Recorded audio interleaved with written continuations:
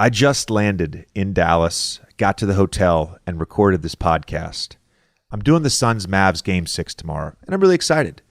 But I'm almost more excited for what's going to happen after the game.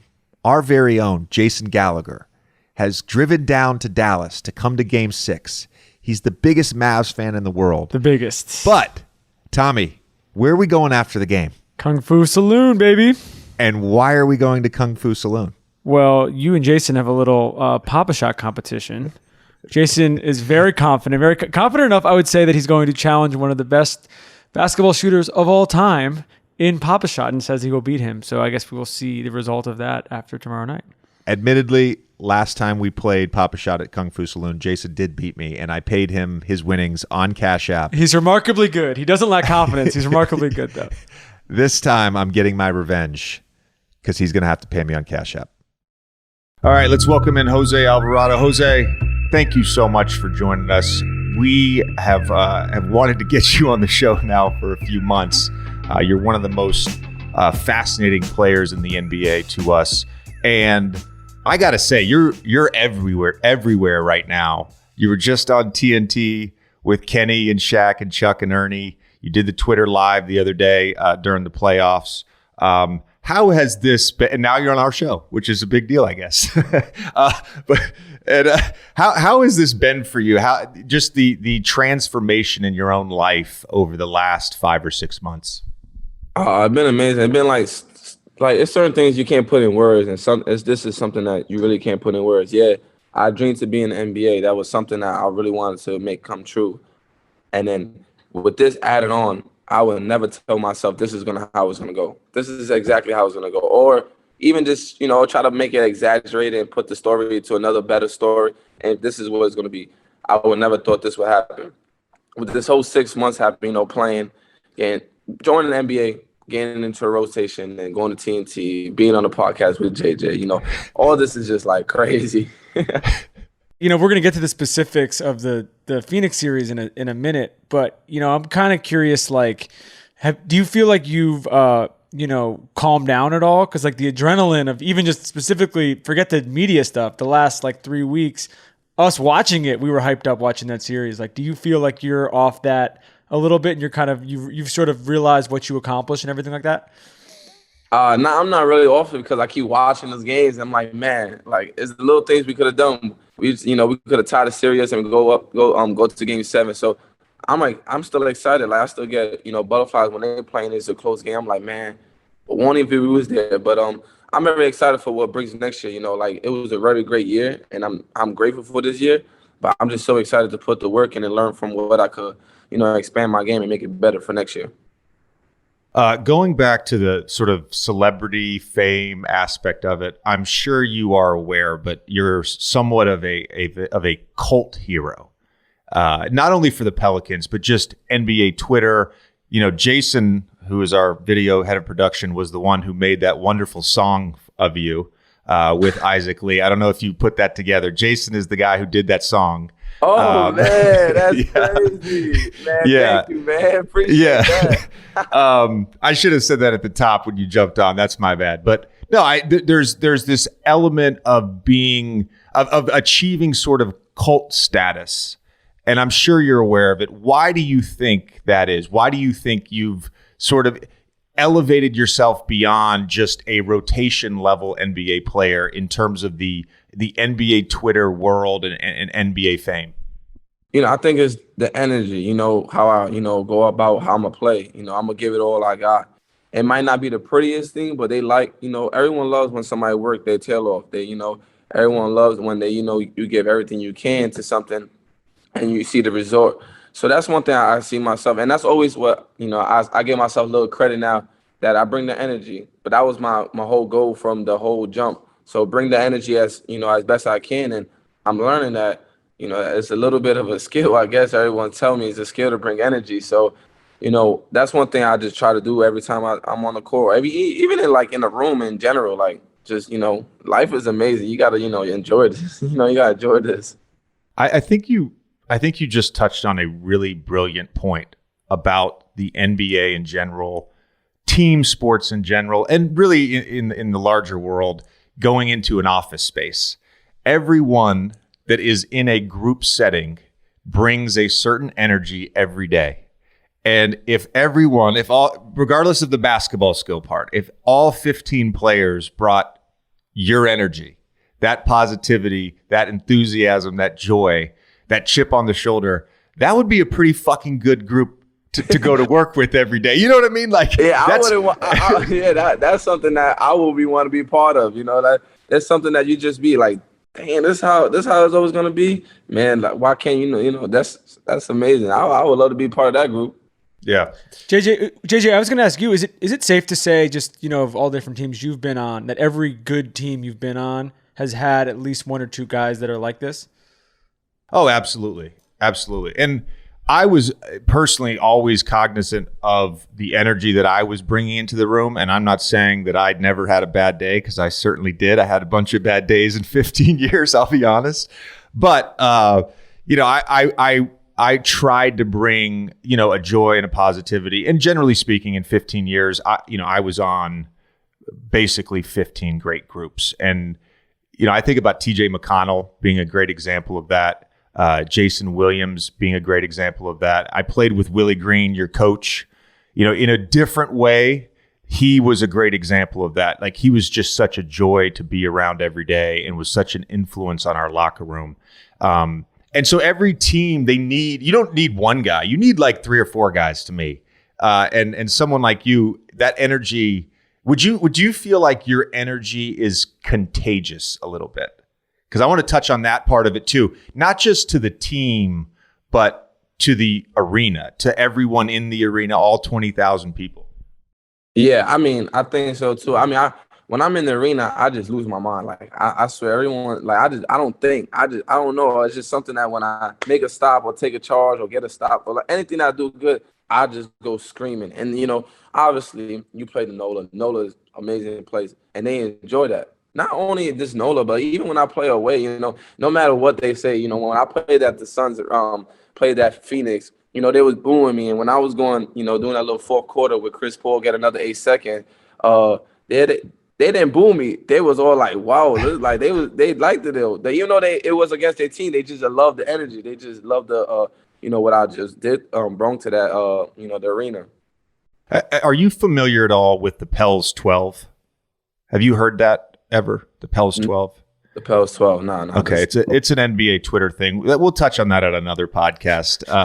But I was going to talk specifically about the fans in Smoothie King Center and sort of the transformation that you saw this year. Tommy and I have talked about this a little bit on the pod, but I think it's important to touch on this while you're on the show. And that's just the energy that was in the arena. You know, with the 1-12 start, Zion being hurt, it felt like early in the season that this was going to be a setback year for the Pelicans franchise. And instead, it was a leap forward. And you were a big part of that, of course. But from your sort of observation being in it, that energy transformation from the beginning of the season in Smoothie King Center to the playoffs. You know, it's crazy, right? Because this, I'm telling B.I. I think B.I. did a great job, like, just with me and himself personally. When the season was starting, you know, obviously I knew the history a little bit of, you know, Pels, we just regrew and we trying to get better. I said, B.I., man, you think it's one of those seasons again? He said, nah, watch, we're going to turn it around. And then I swear, it was like, soon as, like, maybe like 3-4 games after that, and at All-Star break, we came in turning around. Obviously, C.J. brought a big part of it, but we was rolling before C.J., if you really look at it. You know, we was getting our little, you know, get together, and then CJ came along and he just, you know, made us a lot better. But you know, with the fans, we seen them. They was, you know, they was unfaithful. They was there. They always there yelling. They always, even then we was losing, you know, they was there, just there, you know, not much as the energy when we was winning, but they was there.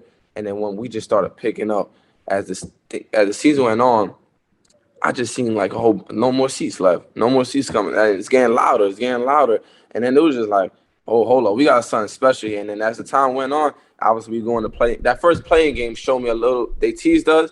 And then we came back for the playoff game. It was like, oh, this is rocking. This is what we want right here. Jose, so we've had Willie on the show. We had him on a couple months ago. What do you think? And we praise him, basically every episode. What do you think on a personal level he's brought to you in your game, in terms of just helping your development? I mean, I think what Jay said. He brought when he was playing, he brought a type of energy to the team. Now it's probably not as much as not like how I did, but he did. He was a good locker room guy. I think he's seen that. I think he's seen something that reflects to me, to him, and I'm grateful for that. I was just, God put me in the right situation at the right time. With a coach that played the role on his team. Had for a long time, and to teach me that, and to teach me all the little things he knew, it was the best thing for me because like I said, I had to play my role. At first I wasn't playing, and Coach Willie actually brought me from the G League. I went down to the G League for probably one day, and I'm always in the locker room laughing, making sure we working, I'm playing hard and stuff like that, and everyone loves that. I went down for the G League for one day. I think it was a Thursday. The next day I was supposed to go play in Dallas, Texas against the G League team. I didn't go. He was like, let's bring him back up. We need the energy. And that was something I was like, see, this is that's all you need sometimes, is just that energy. And then he saw something in me at the beginning of the season. Obviously, he had just had to play his role. Well, I want to touch on that a little bit. He noticed that energy that you brought to the team, that you brought to the group. You didn't play at all until your 9th game. And then you weren't really in the rotation every night till the 36th game of the season, basically halfway through. So I wanted to sort of touch on that relationship a little bit. What were the things he was telling you he needed out of you? And when you sort of made that jump into the rotation, were there like standards that he said to you, like this you got to do this every night if you want to stay in the rotation? Like, how did that sort of happen with him? Yeah, he definitely, he told me, like, listen, be yourself, go 94 feet, defend, but be smart. And, obviously I had to learn with it. He also told me, don't turn the ball over. Like, you're my backup guard. Like, one time I think I had 3 turnovers, I think back-to-back games, though. And he was like, you can't do this. Like, if you want me to play or you want to be locked in on this rotation, because it's up in the air, let's be honest. Like, we don't know who's going to be. You're fighting for it and everything. But, it's all about, who's going to be more solid. And he was like, I said, I got you. And at first, though, when I wasn't playing, I asked him, because I know Coach in his career, like, been a role player good for a very long time. Coach, what does it take to be a good role player? What does it take to stick with the role player? And he just told me, like, do what you keep doing. Like, play hard, come with the right mindset every day. And, it's all about opportunities, too. That's a big part of it. Once you get your opportunity, then you got to run with it. And when he put me in that game, every single time you look at it, if you go back, every second we down 20 or up 20, I'm picking up full court. And my goal was always try to get a steal. Try to get a steal and assist right away.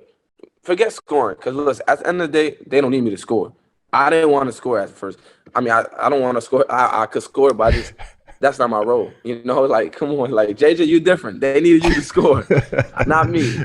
So I just said, I want to get an assist or a steal right away. And then that's when eventually it started, as time went on, I started playing more minutes. I started to try to get more assists, more steals. And, he just said, you keep playing like that, you'll be all right. Obviously the time and opportunity will come to you, and it did. I want to acknowledge the self-awareness. We had Alex Caruso on a few times, but the first time he came on, he had this great line about players in the G League when teams would come and watch. They'd say, you think you're getting interviewed to be a CEO, but really they just need somebody to be the janitor. And I think that's a tough thing for any basketball player to hear. But to hear you sort of be self-aware enough to know your role and embrace that role, that actually takes a lot. And it also takes a lot of maturity. Does that come from something in your background, or does that come from the fact that you were undrafted, you signed as a two-way player, you didn't have a fully guaranteed long-term contract? Is that something you've had your whole career, or is this something that you sort of had to just invest in because of the circumstances you found yourself after college? Actually, it's crazy. My whole career, I was always honest with myself. Like, even when I was in college, I was like, yo, how the hell can I make it to the NBA? I never doubted myself. Nah, I'm lying. I did doubt myself. I said, how can I make it to the NBA? And all these guys are so good. Like, what makes me different from all these? Like, no matter what, it's somebody really good in this world, like better than you, whatever you think with it. So my thing was in college, like, my last year, let's see this. My last year, I had a chance to go back to school because of COVID year. I took my time the whole time, so going back and forth with my agent, going back and forth with my family, my coach. Like, listen, I understand do I want to enjoy being a man one more year in college, or just going to an NBA and playing that role and fighting for a situation? Because at the end of the day, NBA don't need no scorers. They out of all the teams, they got their superstar, or trying to make them a superstar. So they need guys that just gonna fit their role. Are you okay with that? And I said, I'm okay with it. Listen, at the end of the day, this is something I love to do. And for me to just play defense and, make sure everyone's in the right mindset and get money for that, come on. You can't, it's something you can't beat, But that was always me. I always knew what I was capable of. But don't get it twisted. I could get you a bucket. I could do all that. But my mind says more, what do this team need? Or what? Even in college, at first I had Josh Okogie. He's with the Timberwolves right now. He was the man. Like, I get that. So now they just need me to be a point guard. And that's what I wanted to do the whole time. And that was my whole game, though. That's me picking out of college. I didn't want to be a guard that they would need to score 30 points. Nah, I don't want that. I want to, because that's not going to make me go in the NBA no matter what. I'm 6 foot on a good day. So, it's just like up in the air. So I just needed to play my role at a high level. Tommy, I think we should, because he touched on this, the ability to get a bucket. I think we should talk about why he has a certain cult status here, and that is some of the viral moments that you had throughout the season. Tommy, do you have a specific viral moment that really stands out about Jose? Well, I was going to ask you specifically about the Knicks game in January. It wasn't one moment, but it felt like a little bit of like a turning point for you, Jose. And I'm curious whether you think that was a specific game that, made any kind of real difference for you. But it was your performance there coming back home definitely kind of planted you on the map, of New Yorkers, but then also just of people who, maybe hadn't watched you in college or hadn't watched you played at any particular point. Do you think there's any real significance to that game, or was it just like another game for you? Nah, it was definitely that was when I circled on the map. It's crazy because I told one of my PD person, be great. I said, you think I'm gonna be on a trip with y'all when I go to New York? It was a New York trip. We played Brooklyn, we went to Philly, and then played the Knicks. Because I was not part of the rotation. I was going back and forth in G League. And I was like, you think I'm gonna be part of, I just want to go home. I want to see my people. I want, they was like, we don't know. Maybe Coach Willie would do it, as whatever. At the time went on, it's not I'm in a rotation a little bit. But once I was playing that game, I did pretty bad in Brooklyn. I was down on myself, and then we played we played Boston. It was Boston. And I was like, all right, we got my swagger back. But when we came to the Knicks, I said, this is what we practicing and stuff like that. I was like, this is it. I feel it.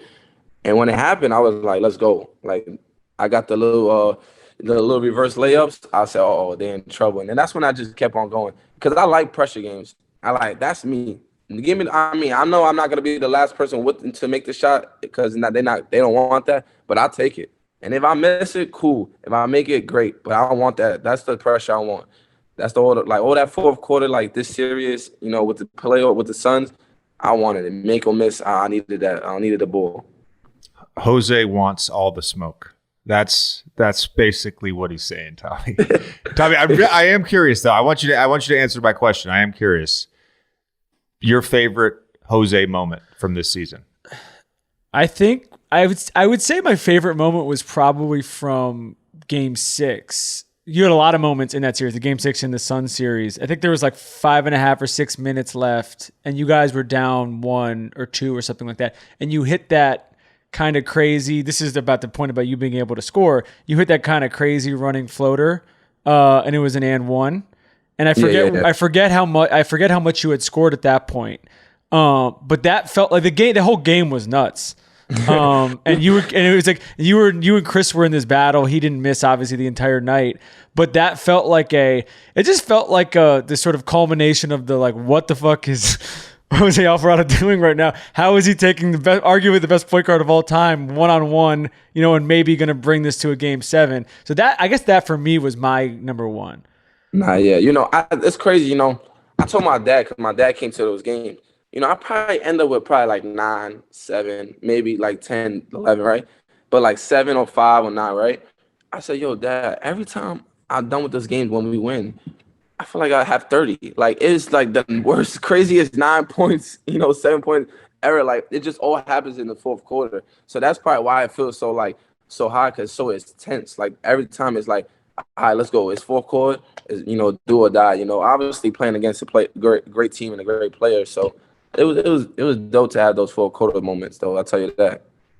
Jose, I just want to let you know that is not a unique feeling to yourself. I also had that feeling early in my career. Like when we were in the playoffs and we'd make a deep run, and my third year we made the finals, and I would have like 5 points, 6 points, and we would win a big game, whether it was Celtics, Philly, Lakers in the finals, and like I felt like I had 30. My wife, as I got further and further along in my career, she stopped coming to every game. So I would get home. She'd be like, how'd you play tonight? And I'd be like, I played all right. I had 18 points, whatever, 3 threes. And she'd be like, I remember when you used to be so excited when you'd score 6. It's like, I swear that's how I said, yo, Pop, because obviously NOLA though, the arena showed me so much love, with the chant and all, like, so I felt like, whoa, do I really have 9 points or I have 30? You know what I mean? Like, it was a good feeling, though. It was a really good feeling.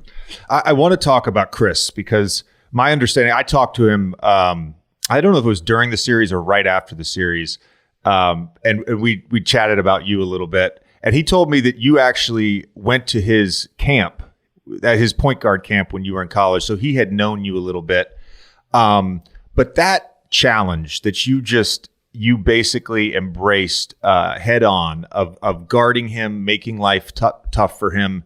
Were you at all intimidated? I mean, you were going against a first ballot Hall of Famer, one of the greatest point guards ever. There was no intimidation. Nah. He is like, that's something I look forward to, that make me probably look good. Either he gonna bust my ass or I'm gonna bust his ass. It's one of those two, like, and I don't like, nobody coming at me. So it's either he not. So we're gonna have to, do a dog fight. Now, it was no intimidating, but it was also like a great feeling. Like, all right, you looked up to him as when you was playing basketball and you seen him, you went to his camp, and all you did said, I like the way Chris Paul play. I like the way, and then now you got a chance at the highest level to guard him. So let's just give it all we got. You know his game a lot, even though not as better as well as you should, but it because you've been watching it ever since you was a kid. So going at him was one of the best part of my this year. Obviously, we bump heads, and Chris is Chris, JJ. So it was fun though. It was fun.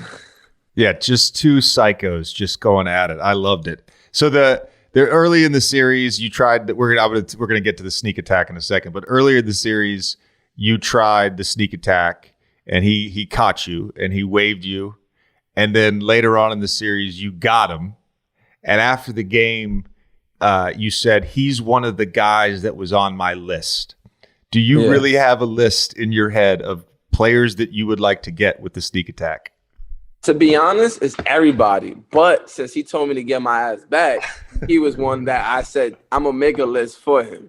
So that was the one. That was the one that I made a list just for him. Every guard is on my list because obviously I want to play everybody that's in the NBA in the guard and get them.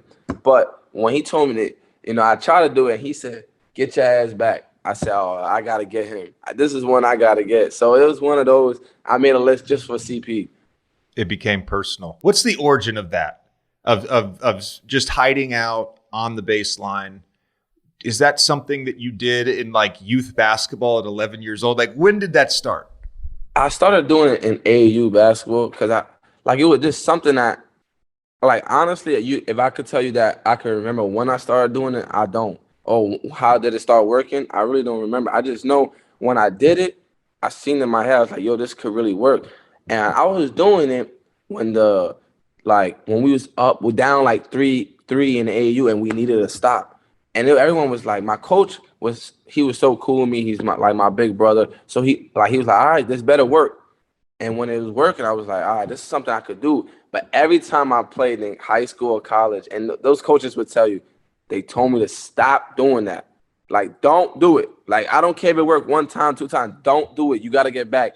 And I was stubborn. I didn't listen to them. I just said, you know what, I'm gonna get it. If I get it, they can't say nothing. It's like if you take a bad shot, you make it, they can't say nothing. So if I do it, I'm gonna have to get it. If I don't, I gotta learn how, if I don't get back on defense right away. And Coach Willie never told me nothing about it. Actually, he just like looked forward for it. They loved it because I know when to do it and when not to do it. Sometimes my teammates told me they got mad at me because I missed the assignment. They probably scored. So my teammates got more mad at me than my coach. But when I started doing it, it was more like, all right, AU, it's a whole crowd going. They're not going to see me in the corner. Like, they trying to, push the pace and stuff like that. So I started doing that. And then NBA, everyone just trying to get it out. Everyone just, you score basketball, they trying to score fast. They trying to get out of fast. So I was like, let me just stay in this corner when they're just going to throw it. So I just that's my mindset. Just go get it. We talked to Pat Bev a month or two ago about about just defense in general, and he was talking about how he just likes getting in guys' heads. He just likes doing whatever it is to throw them off, and he does it very aggressively. Obviously, you played against him. Is that something that you enjoy doing, or is it kind of just like if they happen to get frustrated, it is what it is? Yeah, I mean, I you could tell when you got somebody though, like when they dribble and you guarding them, and they stubborn with the ball. Oh, I got him the whole night. It's little things like that. But Pat Bev, he mastered what he does. Obviously you see. Obviously I'm not gonna lie, I wasn't a big fan of Pat Bev at first. When I started seeing him play and I played against him, he's a smart dude. People might not think he's crazy and stuff, but he's smart. He know what he's doing. And, he taught me certain tricks here. Obviously, when I played against him, he was like, he did something, I get a foul. He called me dummy. See, there you go, young rookie. So it was more like, all right, I see what you're doing here now. And then, that's when we, obviously I wasn't playing as much as when we was playing against him. And when I did, he was doing stuff like that. Quick story about Pat. This is how I know it's all a mental game with him. I'm in the captain, I'm a rookie, so I go to captains with the refs at the middle of the court before the game. Carl Anthony Towns is their captain, so he can't, he's shaking on the hand. Pat Bev come out of left field. This is when I didn't know you're supposed to know all the refs' names and stuff like that, so I didn't know. He comes in and said, young fella, what's their name? And I was stuck. I'm like, oh, I don't know. And he was like, he's not ready to play. You better not get him no calls. And ever since then, I knew every ref names when I went to that, when we was playing. I looked at the list. I said, this is the name, but I would not forget a name. Quick story on that. When I was in Philly, I'm in my 13th or 12th or 13th year, 12th year I started in Philly. And I think a lot of it was because in the process they had so many guys and so many young guys come through that to your point, like you don't know every referee's name if you haven't been in the league for a long time. And so it was like my first home game in Philly. I get to the arena and I noticed in the stall they had taped up pictures, numbers, and names of all the referees so that we would know their names. Yeah. But I do think like to that point, like with Pat, like it's a subtle thing, but for a guy who, again, we talk about foul baiters, for a guy who is baiting people into doing things, having that personal relationship with the referee and knowing their names and at least trying to be somewhat respectful to them, it's part of gamesmanship. It's part of playing the game. Oh, yeah, for sure. I agree. But I think it was more about what he thought about where my mind was at. And then he probably, he got me. I went back and I'm like, did this guy just do that? Like, that's what he wanted. Like, he wanted me to think, like, did he just embarrass me in front of these refs? I'm like, man, I told my teammates, yo, these guys refs? They were like, yeah. I was like, oh, my God, just messed up. Like, that's what he wanted, though. I was just like, yo, what the heck is going on? And I told the ref, excuse me, like, I'm sorry, apologize. What's your name? And I said I would never forget. And then when we get the list, I just look at it, and then I just try to do my best with remembering, because obviously I was the only one that was going up. But ever since that, Pat Bev, I said I got to remember all these guys' names when I try to go. I think the first time that I'd heard of you, obviously, from college, because the year Duke sucked, you guys won the ACC championship, the ACC tournament. So I knew who you were. But the first time that you were on my radar as like an NBA player was when you guys played the T-Wolves, and D'Angelo Russell is checking you in transition, like a delayed transition. And I don't understand how they caught the audio so clean. Yeah. But he's this is one of your viral moments. But he says, "Can he shoot?" And you say, "Yes, I can," so confidently, which I appreciated, so confidently. And then a couple plays later, you knock down a three, and that's sort of the video edit that went out. When you first got in the league, were there multiple incidences like that with veteran players who were kind of like, "Who is this guy?" Yeah, I mean, it was a couple cats like, "Man, stop talking." I'm like, "I'm gonna talk. We play basketball. Like, I don't care what you say." And then, but with that situation, like, I swear it's just crazy because I forgot how to mic on. It was my first time being mic'd up. So, obviously you forget, like, you just in the moment, you're not really worried about the mic. So I'm bringing the ball up. He's talking to his, like, bench, like, his coaching staff. No one knows me. So I felt a little, no one knows me because I haven't been playing. So I felt a little disrespect. But he asked, "Can he shoot?"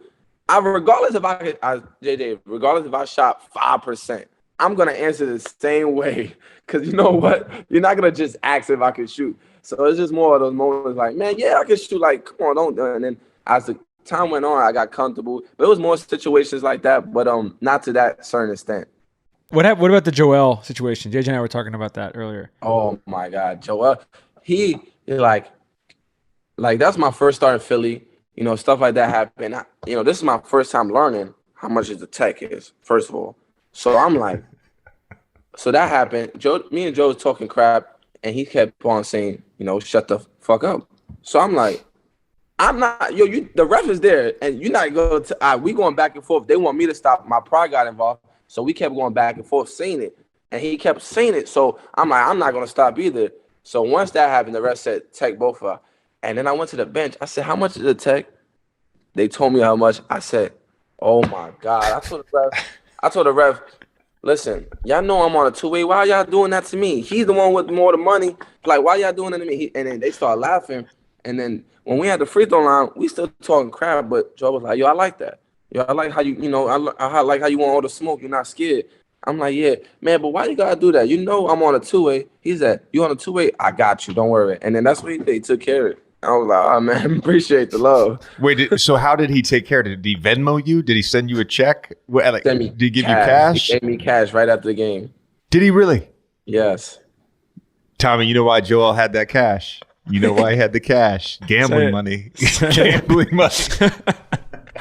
No, man, but yeah, and I think he didn't, and I seen it, he didn't, I think not that he didn't like it, but he wasn't doing it for, no media, nothing. Because, when I did say it, he's like, "Oh, I didn't know it got out there." And, that's when I was like, "Man, I respect this dude. I respect him as a player, but I respect him, dude, as a person." Like, he wasn't, I didn't think he was doing it for that anyway. But when I did bring it out there, he's like, "I didn't know it was just going to be out there." But, yeah, I did, because he, I like his energy and stuff. So when he did that, I was like, "Man, this is a good dude, a good person at heart." Tommy and I have talked with, actually, I don't even know if Tommy was on the podcast when I did it with Mo Bamba. But we talked with Mo. Yeah, you weren't. You were there, but you were in the room. But yeah, you didn't co-host with me yet.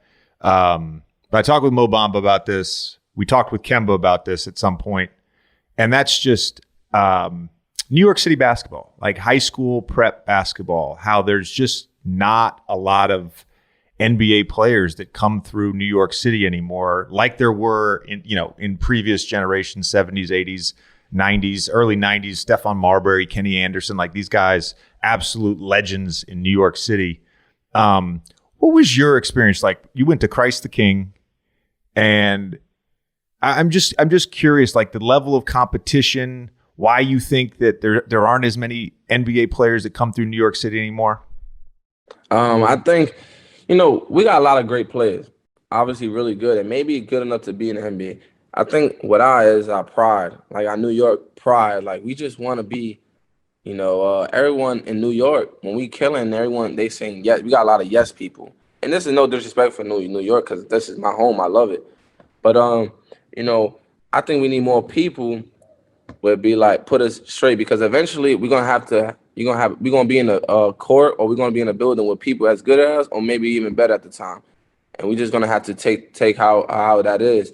And obviously, certain people got their own reasons why stuff didn't work. But I think with New York, basketball I think is the best basketball in like Mecca. It's the Mecca. It taught me how to be tough. It taught me like not to complain about no little calls. It taught me, man, regardless if this guy is 6'7", he elbow you, don't cry. You better get up, back up, and you try to elbow him back or get it back somewhere else. How else? With basketball wise. So I love that. I love New York. Even when I go back, they told me to stop in college. When I went back, I always played in the park. I always never, and those guys that I played in the park was really good.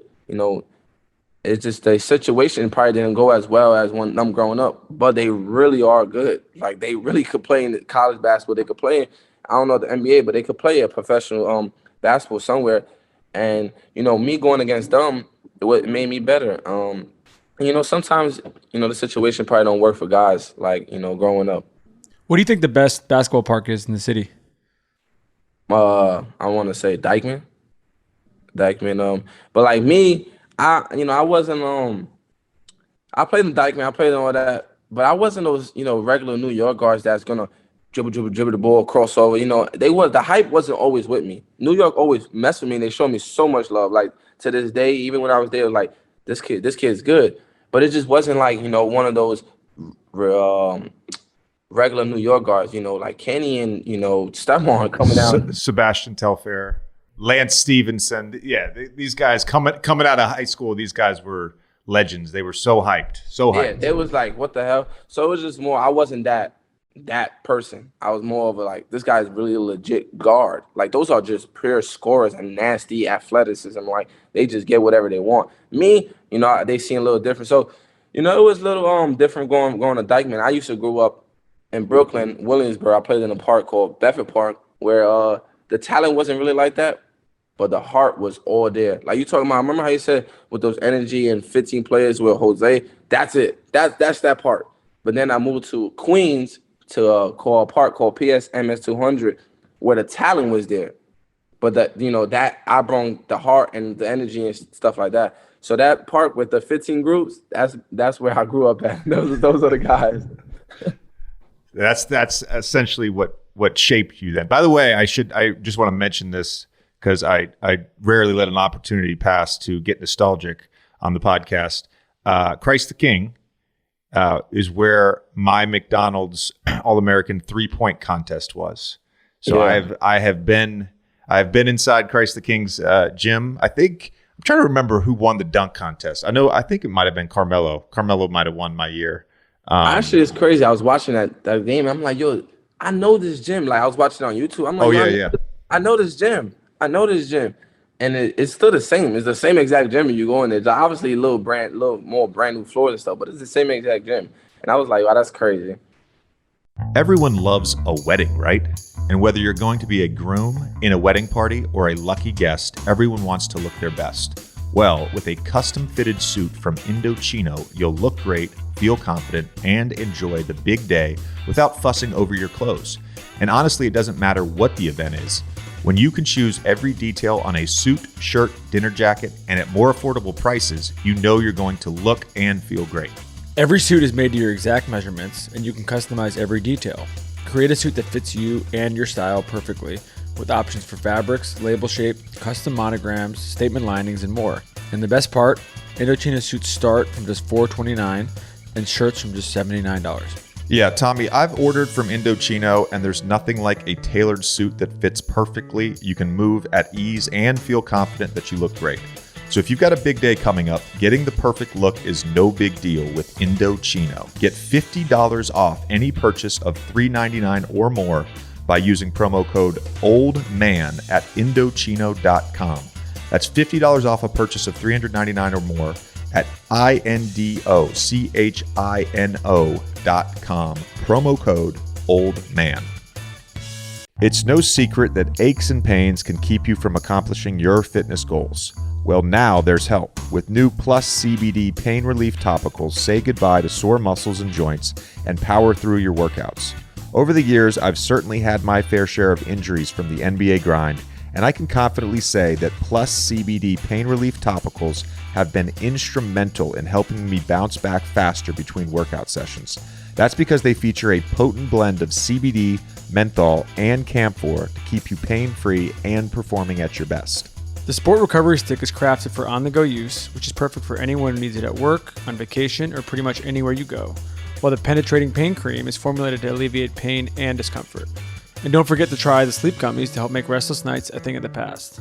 It doesn't matter if you are competing at the highest level or just trying to stay fit. The Plus CBD Sport Recovery Stick and Penetrating Pain Cream are the perfect complements to your training routine. Shop now at pluscbdoil.com. That's pluscbdoil.com and enter the promo code JJ for 40% off your order. That's 40% off your order with code JJ. Jose, we wanted to talk briefly about the draft experience. Obviously, everything worked out, but are you surprised that, looking back on that now, are you surprised that, how you sort of got to this place? Nah, it's just all part of my story. It wouldn't make, like I said, I always said that it wouldn't make sense for who I am, for who I, like what I was going to try to do. My whole thing going to draft, I knew I was going to go undrafted. And I was perfectly fine with me. And I always tell everybody in the interview, what helped me with this draft, believe it or not, and I always tell everybody, it was the interviews with the teams. Like, it wasn't like me playing as well, because they didn't see me. They saw me my 4 years in college, and I only had 3 workouts scheduled. It was the Milwaukee Bucks, Milwaukee Bucks, Memphis, and the Knicks. Those are the only 3 I had. Then I had some interviews. When I interviewed, no matter if I got invited to the G League combine, the G League one, and I had interviews. After those interviews, I had 16 workouts on total. After that interview, that's how much I had. Like, that was just like, all right, they liked how, my energy. They wanted to see how I play. So that what happened. I was like, I knew I was gonna go undrafted. But as the time went on, I was like, and my agent was like, we gotta fight for a G League contract. So I was like, okay, let's fight for that. Time went on, I think I got comfortable with certain teams giving me that. They was like, let's try to fight for a two-way. I said, what's a two-way? He explained it. I said, all right, let's fight for that. A couple workouts went out. I was like, I think I'm comfortable with that. I think certain teams might, give me that. I think 3 or 4 teams, I think they like this two-way. Then time went on. I said, they said, nah, let's try to get drafted. I think we got the two-way. Let's try to get drafted. And obviously that didn't work. But I always tell everybody, no matter what, if I get a phone call at draft, either not getting picked or not, I'm a party like I'm number one. Actually, I had a sign literally right when I got the phone call from New Orleans talking about you on a two-way. I said, all right, bring a sign now and say it's the number 1 pick in the NBA draft. That's how my mindset was. Like, legit, party like I was the number 1. That's amazing. I'm going to go back to what we talked about earlier with the Alex Caruso thing. It's not surprising, given your level of self-awareness, that you knew in these interviews what job you were interviewing for. And, in talking to you for the last 40 minutes, like, you've left an impression on us. You're an awesome kid. You're an easy guy to root for, man. Appreciate I have that. one last question, and that I should have asked this when we were talking about CP, but was there blood when you were running around the court showing your lip? Because on TV, it looked like there wasn't blood. Was there blood? It wasn't blood, but I did chip 3-2. These 2. Did you really? Yeah, but I got it fixed. So, but look, these 3 right here, 1, 2, and 3, all chipped. But my pride was so big. This is what we call gamemanship. Because, Jay Crowder got this a lot. I'm not a big fan of certain times he did it, but he did change the game when he did have gamemanship. Obviously, a screen might be not certain extent like he's going to fall over, but he falls over. That's just cool part of gamemanship. And, a little bit, I guess, what the game is coming about. So when that happened, I knew it was CP. So me and him is already going head to head. Man, I ain't gonna be no punk and go on the floor and hold my mouth. So I'm just, when it happened, I'm like, yo, look, it hurt. My teeth is chipped. My chip is too. But I should have fell, and they would have had to review it. They would have had to be like, all right, we got to go back and see it. But that's something I just learned. But yeah, he definitely chipped my tooth. I'm glad that the NBPA has afforded us with great dental care and that CP doesn't have to pick up that bill for you. Jose, man, we appreciate the time. This was awesome. Good to catch up. And awesome, man. We'll see you in New York. Yeah, have a great summer. Nah, I appreciate y'all, man. It means a lot.